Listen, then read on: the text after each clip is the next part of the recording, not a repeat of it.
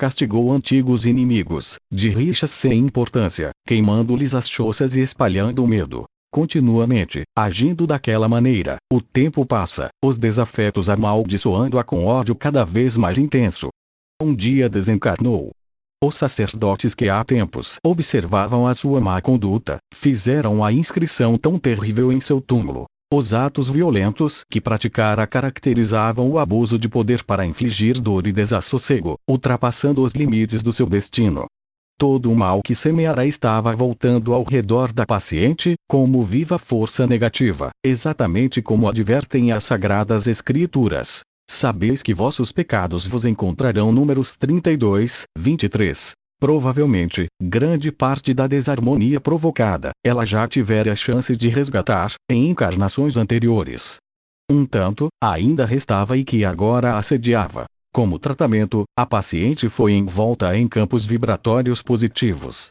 Por despolarização dos estímulos de memória, foram apagadas as lembranças angustiosas do passado, para que não sintonizasse pela ressonância vibratória. Foi aconselhada a seguir os preceitos evangélicos, mantendo pensamentos positivos e vigilância constante. Com o passes, tempo e evangelização, a sua paz foi conseguida.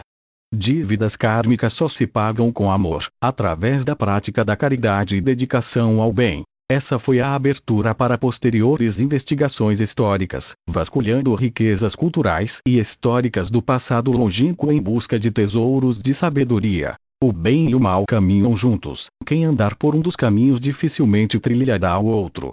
Inscrição num templo de Karnak, 1500 AC. Diatetesterapia, microorganizadores florais, vide. Em grego, organizar significa diatetes.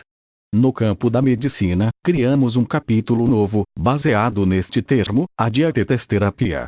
É muito ativo, quando aliado à despolarização da memória. Extrato de a aplicação dos diatetes organizadores por Cairo Bueno de Camargo. Trabalho apresentado no 3º Congresso Brasileiro de Apometria, Lages. SC Diatetes organizadores, são equipamentos auxiliares de cura, criados no mundo superior, e empregados com a ajuda de médiuns em pacientes necessitados. Podem obter seus efeitos tanto no corpo espiritual como no corpo físico. São agentes curadores que se localizam no bulbo do corpo espiritual, colocados por mãos caridosas num somatório de energia animal do médium e da energia espiritual, que, condensadas, fixam os aparelhos no ser que deles precisa. São aconselhados em todos os casos em que a medicina sideral constatar desarmonia entre o corpo físico e os corpos espirituais, por carência energética de qualquer desses corpos. Sua atuação se dá através de injeção energética, aos moldes de homeopática, no corpo necessitado, que irá absorver, aos poucos, a energia. Por isso a demora que em alguns casos pode chegar a vários anos em atividade, até 16 anos.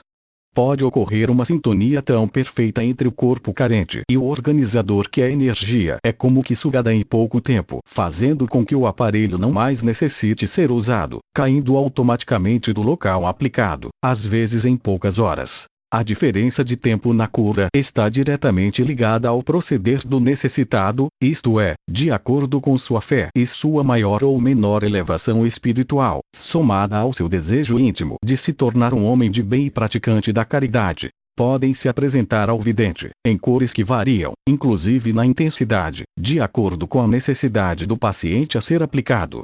Serão de muita utilidade na medicina moderna e nada impede a aplicação simultânea de um ou mais organizadores de uma só vez num só paciente. Muitas equipes mediúnicas vêm adotando os organizadores, só que a maioria desconhece que mentores espirituais colocam em suas mãos tais aparelhos, que são aplicados pelo médium que muitas vezes não sabe que está aplicando e muito menos sua técnica. Esses equipamentos possuem formatos e cores e intensidades dos mais diversos, servindo à semelhança dos remédios florais e homeopáticos, às mais diferentes finalidades e doenças, atuando de modo sutil a partir dos corpos espirituais, até atingir o corpo físico. Aparelhos criados por forças do mal, semelhantes aos organizadores, também são empregados contra o homem por magos negros, com a finalidade de produzir doenças, perturbações mentais ou simplesmente para tornarem a pessoa dócil e passiva, manipulada à vontade por tais entidades. Esses aparelhos são colocados também no bulbo do corpo espiritual, mas, em grande parte em determinados pontos do cérebro humano. A vidência mediúnica nas casas espíritas detecta com precisão a localização e o formato de tais aparelhos danosos, que, com muito amor e cuidado podem ser retirados, anulando seus efeitos e destruídos. Vide classificação didática dos distúrbios espirituais, síndrome dos aparelhos parasitas no corpo astral, física quântica. Extraído de Dos Faraós a Física Quântica, Ricardo de Bernardi. Livraria Editora Universalista, 043, 323, 7057. Conceito de física. Denomina-se física a ciência que tem por objetivo o estudo das propriedades da matéria, bem como as leis que tendem a modificar seus estados ou seus movimentos sem modificar sua natureza. Divisão da física. Com o progresso da ciência, o termo física já não consegue definir, nem mesmo abranger, todas as propriedades gerais da matéria. Em função disto, utiliza-se a denominação ciências físicas, compreendendo diversos e importantes ramos, entre os quais a física quântica, fenômenos físicos. De acordo com a conceituação tradicional, as propriedades gerais da matéria, portanto o objeto de estudo das ciências físicas, são reveladas por intermédio dos órgãos dos sentidos. Assim, a visão nos permite avaliar a forma e a coloração dos corpos, bem como seu deslocamento. A audição nos fornece as sensações motoras. O tato permite a determinação da pressão e da temperatura e assim por diante. Todas as propriedades da matéria podem sofrer modificações que são denominadas fenômenos físicos. Desta maneira, a queda de um objeto, a movimentação da água ou a trajetória de um raio luminoso, independentemente da natureza da luz, são exemplos de fenômenos que modificam apenas o aspecto exterior dos corpos sem alterar sua essência química. Os exemplos citados são, portanto, de fenômenos físicos e seu estudo pertence às ciências físicas. Diferentemente dos fenômenos mencionados, quando a essência da matéria, ou a substância que o compõe, transforma-se em outra, temos um fenômeno químico, por exemplo, a combustão do fósforo transformando-o em carvão. Ramos da física. As ciências físicas podem, de forma simplificada, serem subdivididas em 7 disciplinas: mecânica, estática, cinemática e dinâmica, acústica, ótica, eletricidade, termologia, geofísica, física atômica e nuclear. Física atômica e nuclear. Este ramo da física foi o precursor da física quântica.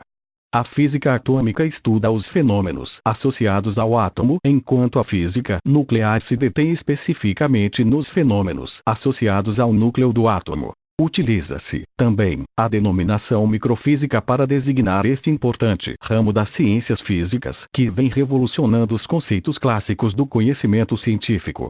As descobertas de Einstein, com a consequente teoria da relatividade, passaram a demonstrar não mais um universo físico, mas um universo energético. Os fenômenos da física nuclear, desde a transformação da matéria em energia aos demais fenômenos decorrentes, exigiram o aparecimento de novas concepções físicas.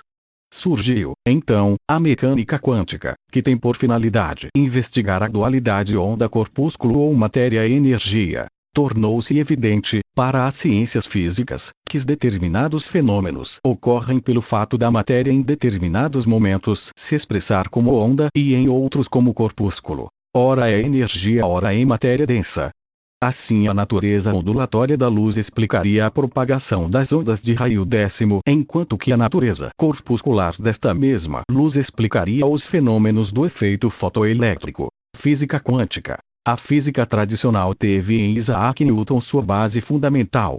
O paradigma mecanicista, que de forma popular foi representado pela queda da maçã da árvore, observada e estudada por Newton, levando-o a enunciar a lei da gravitação universal, lei da gravidade, abriu as portas para o desenvolvimento das ciências físicas. No crepúsculo do segundo milênio, em 1900, Max Planck promoveu o início da revolução na física, enunciando a teoria dos quanta. Quanta é uma palavra latina, plural de quantum.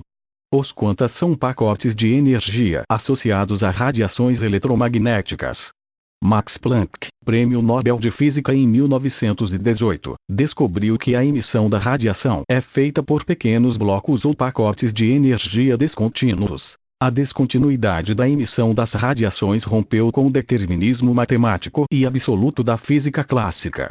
Surgiu, então, o determinismo das probabilidades e estatístico. 5 anos depois, em 1905, Albert Einstein enuncia a teoria da relatividade, cujo resultado foi a destronização do pensamento mecanicista positivista, materialista, e a introdução de novas concepções que, em muitos aspectos, aproximam-se da metafísica e da visão espiritualista. Em função das descobertas de Max Planck, sobretudo, a partir da teoria da relatividade, o universo que vivemos deixa de ser tridimensional, comprimento, largura e altura, passando a apresentar outras possibilidades de dimensões, não detectadas pelos sentidos físicos, bem como outras possibilidades de concepção de tempo. Johann Carl Friedrich Zollner, na obra Física Transcendental, aborda com muita propriedade os temas quarta dimensão e hiperespaço, referindo-se a experiências realizadas em Leipzig, Alemanha.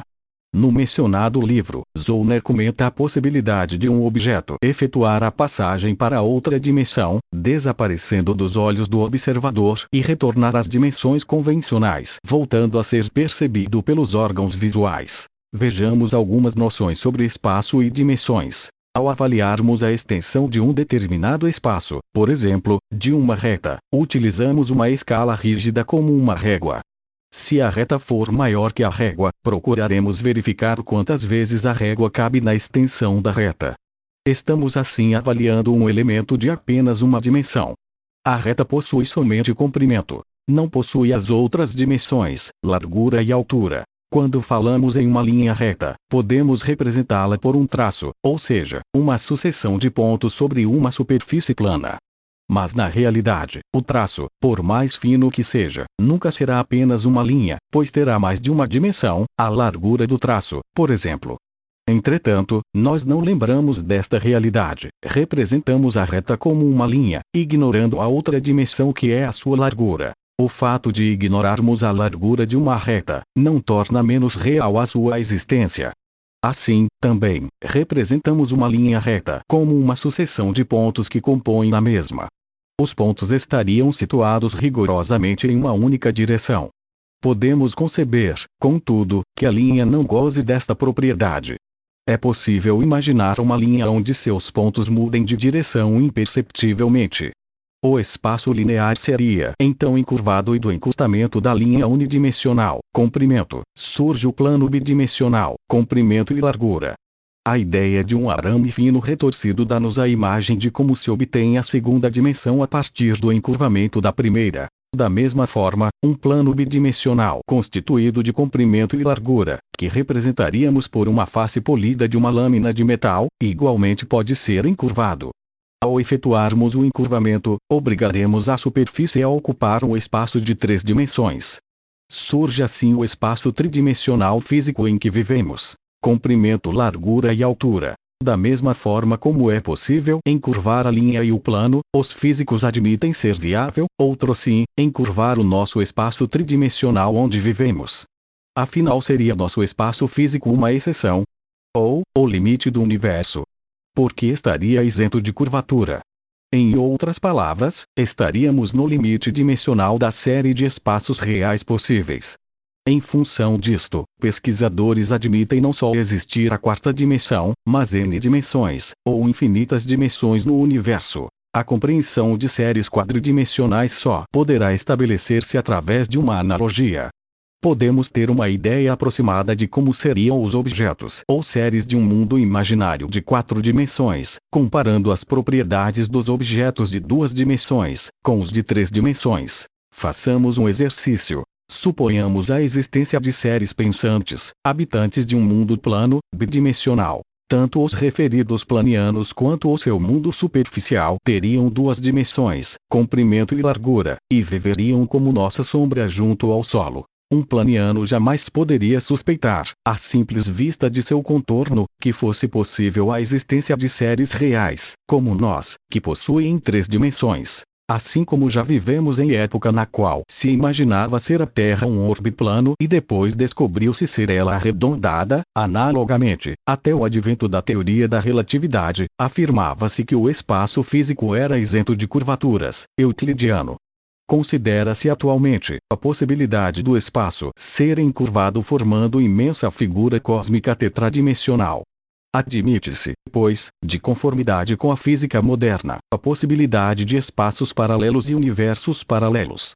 Por que não, a existência de seres vivendo paralelamente ao nosso mundo? Einstein admite o encurvamento do contínuo espaço-tempo. Sua teoria vem sendo desenvolvida gradativamente pelos físicos da novíssima geração que consideram ser possível chegar aos componentes últimos da matéria através de microcurvaturas do espaço-tempo.